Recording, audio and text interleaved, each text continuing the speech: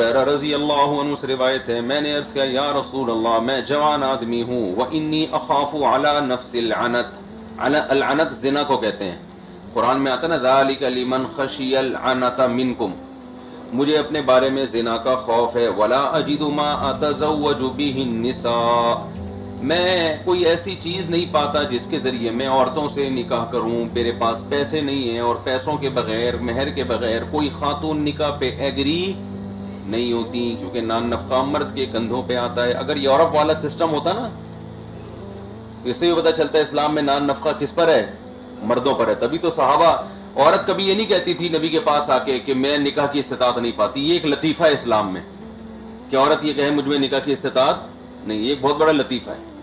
شیخ عبد الفتاح ابو غدہ آئے تھے نا شام کے عالم، تو کسی نے پرچی دی ان کو، یہاں بیت المکرم میں بیان تھا، پرچی دی کہ میری بیٹیاں رشتے نہیں مل رہے، پریشان ہوں، تو وہ حیران ہو گئے کہ پہلی دفعہ سنا ہے کہ بیٹیوں کے لیے بھی کوئی پریشان ہوتا ہے، عرب ملکوں میں ایسا نہیں تھا نا، تو حیران ہو گئے یہ کیا مسئلہ ہے یہ بھی، تو یہ کچھ اجمیوں کی، عجم کیونکہ ہم ہندوؤں میں رہے ہیں نا، تو کچھ اجمیوں کی وہ ہے، یہ رسومات ہیں، یہ عجیب ہی الٹی الٹی باتیں، تو مرد تو پریشان ہوتے ہیں مسلمانوں کے کلچر میں کہ رشتہ نہیں مل رہا، پرابلم ہے، پیسے نہیں ہیں، لیکن عورت کے لیے مسئلہ نہیں ہے۔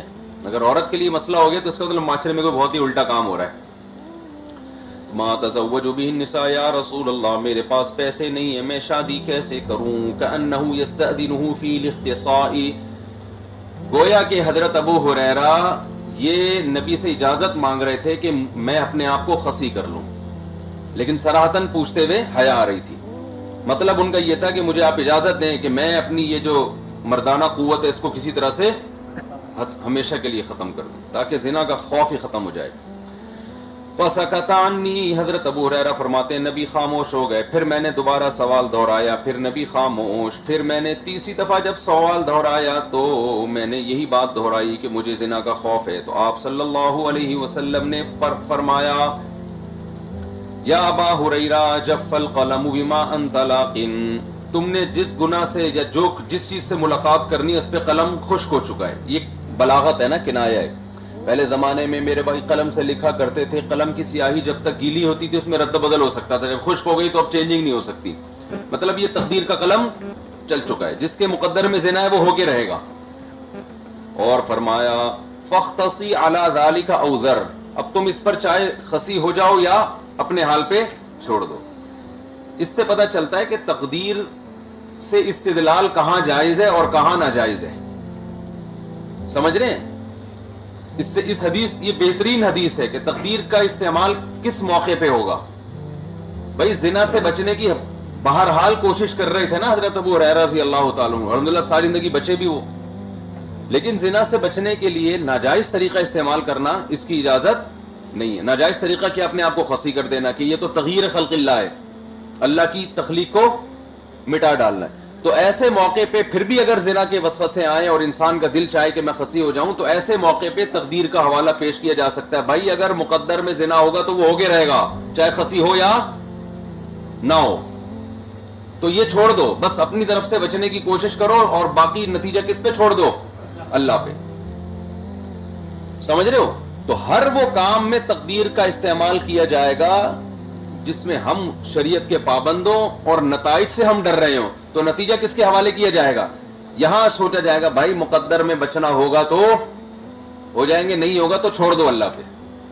اگر خدا نہ خواستہ ہو بھی گیا تو توبہ کا دروازہ کھلا ہوا ہے، لیکن اس زنا سے بچنے کے لیے حرام طریقے استعمال نہیں کیے جائیں گے۔ تو یہ حضرت ابو ہریرہ کو تو یہ بات سنائی جا سکتی ہے، ایسے شخص کو نہیں سنائی جا سکتی جو زنا کا ارادہ کر رہا ہو اور پھر وہ کہہ رہا ہو کہ میں ادھر کو جا رہا ہوں طوائف خانے کی طرف، آپ کہیں چلا جا، اگر مقدر میں ہوگا تو ہو جائے گا، نہیں ہوگا تو نہیں ہوگا۔ ایسے موقع پہ اس کو زنا کی وعیدوں سے ڈرایا جائے گا، سمجھتے ہو؟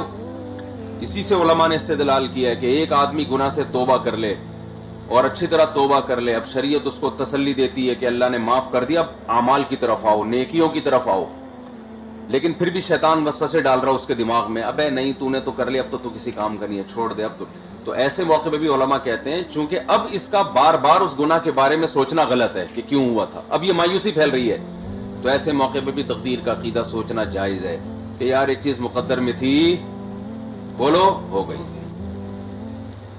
مقدر میں تھی کیا ہو گئی ہے، گناہ پہ پشیمانی ہو تو گئی نا. سوال دیکھو, سوال جو ہے نا, جب بھی آپ کوئی سوال پوچھیں, میری طرف سے سوال پر پابندی نہیں ہے, لیکن سوال پوچھنے سے پہلے سوچنا ضرور ہے کہ یہ بنتا بھی ہے کہ نہیں بنتا, ورنہ غیر ضروری سوالات میں ٹائم ضائع ہوگا. آپ یہ نہ سمجھے کہ میں آپ کو یہاں بولنے دوں گا جو مرضی پوچھتے رہو. میں بار بار یہ دہرا رہا ہوں کہ اس کو پشیمانی ہو گئی ہے, اچھی طرح توبہ کر لی ہے, ندامت ہو گئی ہے, پھر بھی شیطان وسوسے ڈال رہا ہے. یہ عام گناہگار کے بارے میں نہیں ہے کہ گناہ ہو گیا تو چلو یار مقدر میں لکھا تھا ہو گیا. ایسا شخص تو پشیمانی نہیں ہوگی اس کو, تو پشیمانی بھی ہو گئی تو گناہ سے توبہ بھی کر لی. اب شریعت اس کو تسلی دے رہی ہے, بھائی التائب من الذنب کمن لا ذنب له, جو گناہ سے توبہ کر لے ایسے جیسے نہیں کیا, جیسے اس نے گناہ کیا ہی نہیں ہو. اب اعمال کی طرف آؤ. لیکن شیطان کو بہت بڑا وسوسہ ڈالنے کا موقع ملتا ہے. شیطان بہت بڑی فلم ہے, آپ کو پتا ہے. وہ کہے گا نہیں نہیں توبہ تو اس کا مطلب ہے, پھر اس کا مطلب کوئی بھی کر لے, پھر توبہ کر لے, پھر دھیان. شیطان تو ایسی باتیں کرتا ہے نا, اچھا اتنا بڑا گناہ ہو گیا توبہ ہو گیا, یہ کیا بات ہے. ابے بھائی تو نہیں ہے, اب تو اللہ کے قریب نہیں ہو سکتا, چھوڑ دے نماز روزے, چھوڑ دے, یہ سب ڈرامے بازی ہے. اس طرح کی باتیں کر رہا ہوتا ہے شیطان. ابے تو نے داڑھی رکھ کے کاٹ لی تھی, اب نہیں ہو سکتا بھائی, اب تو اللہ مایوس ہو گیا, اب اللہ کی رحمت سے تو مایوس ہو جا, اب نہیں ہو سکتا. تو ایسے موقع پہ بھائی مقدر میں لکھا تھا نا, یہ تو ہونا ہی تھا, تو جو چیز ہونی تھی اس پہ کیا غم. جیسے آدم علیہ الصلوۃ والسلام کو جب حضرت موسیٰ علیہ السلام نے فرمایا کہ اللہ نے آپ پر اتنے انعامات کیے, آپ نے درخت کھا کے ہم سب کو جنت سے نکلوا دیا, تو حضرت آدم نے اپنے برحق ہونے کی دلیل میں تقدیر پیش کی کہ نہیں کی؟ کہ آپ پہ تو تورات میں پہلے سے اللہ نے لکھ دیا تھا کہ آدم میں پیدا نہیں ہوا تھا اور اللہ نے تورات میں لکھ دیا تھا. تو یہاں بھی علماء کہتے ہیں کہ اس لیے حضرت آدم نے تقدیر سے استدلال کیا کہ اے موسیٰ, جب میں توبہ کر چکا ہوں, اللہ کے سامنے رود ہو چکا ہوں, اللہ نے وہ میرا گناہ بھی غلطی بھی معاف کر دی, سب کچھ ہو گیا, اب یہ تانا بولو بنتا نہیں ہے. ورنہ یہی کام فرعون نے بھی کیا تھا, وہ بھی تو دلیل دے سکتا تھا نا. حضرت موسیٰ فرعون کے خلاف بد دعائیں کر رہے ہیں, فرعون آ کے بھی کہہ سکتا تھا اے موسیٰ کیا پہلے سے نہیں تورات میں لکھا ہوا تھا, آپ جو تورات لے کر آئے ہو کہ فرعون یہ کر رہا ہے, تو اللہ کو پہلے سے بتا تھا. وہاں نہیں بنے گا, سمجھتے ہو. تو یہاں بھی ایسے ہی ہے کہ حضرت ابو ہریرہ کو نبی نے فرمایا اے ابو ہریرہ چھوڑ دے, جف القلم بما انت لاقٍ,